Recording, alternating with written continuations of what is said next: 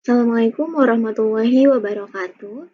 Perkenalkan teman-teman semua, saya Rizky Amalia Fitri dari kelas akuntansi Sabtu pagi dari Universitas Dian Nusantara Tanjung Duren. Di sini saya akan mempresentasikan mengenai materi yang telah dipelajari selama semester 2 ini, yaitu berkaitan dengan laporan keuangan. Apa itu laporan keuangan? Laporan keuangan adalah sebuah catatan informasi keuangan suatu perusahaan dalam satu periode tertentu yang dapat digunakan untuk menggambarkan situasi kinerja perusahaan tersebut. Di dalamnya berisi pencatatan transaksi dan juga pencatatan uang yang terjadi dalam sebuah bisnis.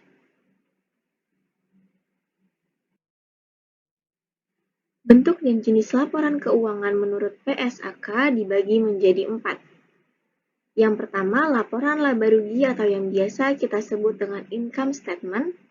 Yang kedua, laporan perubahan ekuitas atau capital statement.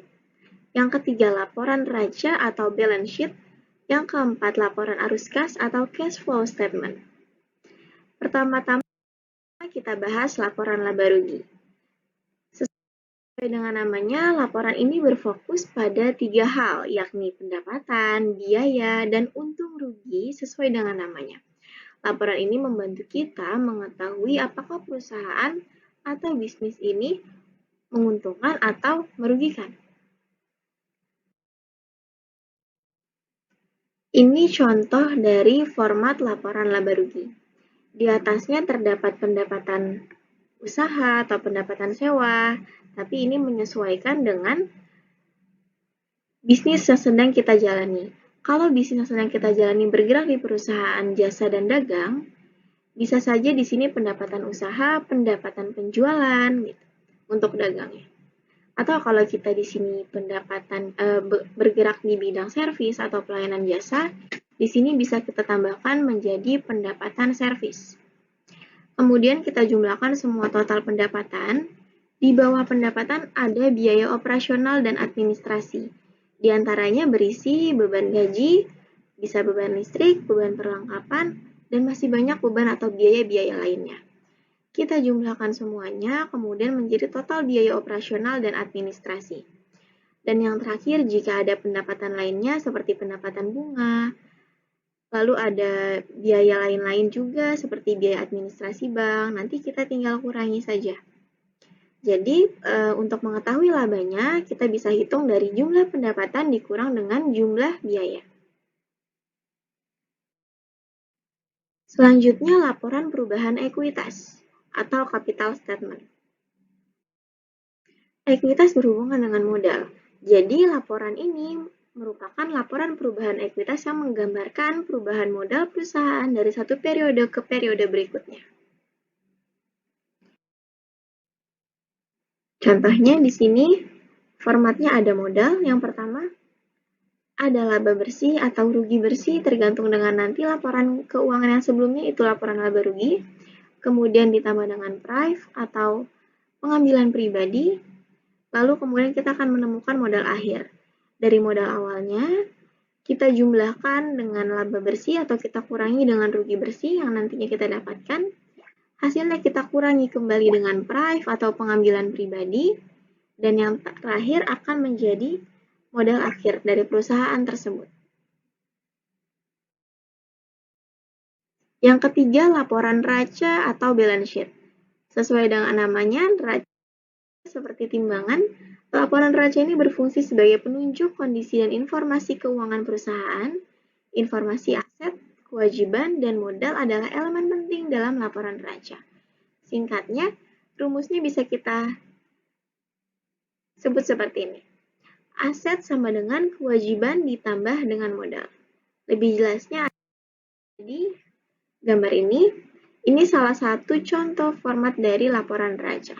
Di sebelah kiri ada aktiva yang berisi dengan aktiva lancar seperti kas, piutang, perlengkapan, persekot asuransi, dan lain-lain.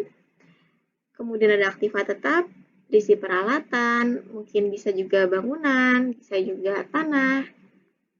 Kita kurangi juga dengan akumulasi penyusutannya. Jika ada, kemudian kita jumlahkan. Kemudian di sisi sebelah kanan ada kewajiban dan modal. Kewajiban bisa berisi sebagai hutang jangka pendek atau hutang jangka panjang. Kemudian modal ini kita ambil dari laporan ekuitas yang sebelumnya. Kemudian kita jumlahkan hasil aktiva dan pasiva harus seimbang atau harus balance. Yang keempat adalah laporan arus kas atau yang biasa kita sebut cash flow statement.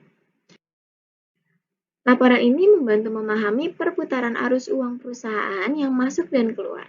Selain itu, laporan arus kas juga berfungsi sebagai indikator prediksi arus kas pada periode yang akan datang. Laporan arus kas ini terbagi menjadi 3 jenisnya. Kita bagi ya, tahapan-tahapannya menjadi 3. Yang pertama, aktivitas operasi. Aktivitas operasi ini yang paling pertama karena dia lebih lancar perputarannya.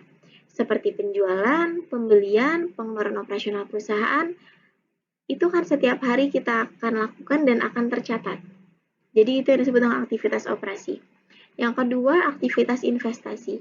Ini lingkupnya agak sedikit lebih besar karena dia berhubungan dengan penjualan atau pembelian aktiva tetap dan nominalnya biasanya lebih besar.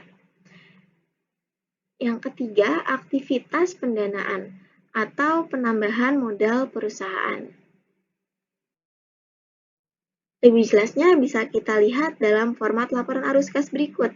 Yang pertama, arus kas kegiatan operasional. Yang kedua, arus kas investasi, contohnya yang tadi ya, investasi tanah. Yang ketiga, arus kas pendanaan, bisa berisi obligasi, dividen, dan lain-lain. Kemudian kita lihat di sini ada kenaikan kas sebesar 115 juta, karena kas pada 31 Desember 2019 mencapai 215 juta, dan pada tahun 2020-nya dia mencapai 330 juta. Kemudian masuk ke analisis rasio keuangan. Analisis ini bisa digunakan sebagai alat untuk mengukur kinerja perusahaan berdasarkan data perbandingan yang tertulis dalam laporan keuangan, seperti laporan neraca, laba rugi, dan arus kas dalam satu periode tertentu. Atau alat analisa keuangan perusahaan dalam review hasil suatu perusahaan dengan panduan perbandingan data keuangan yang ada di dalam laporan keuangan seperti neraca, laporan laba atau rugi, dan laporan aliran kas atau arus kas. Manfaat analisis rasio keuangan ini yang utama adalah sebagai alat ukur sehat atau tidaknya sebuah perusahaan. Kemudian ada manfaat-manfaat lainnya atau manfaat pendukungnya seperti bahan evaluasi sumber daya perusahaan, melihat tren kinerja perusahaan dalam satu periode tertentu, atau sebagai incuan investor untuk memilih perusahaan. Dan masih banyak lagi. Sekian presentasi dari saya.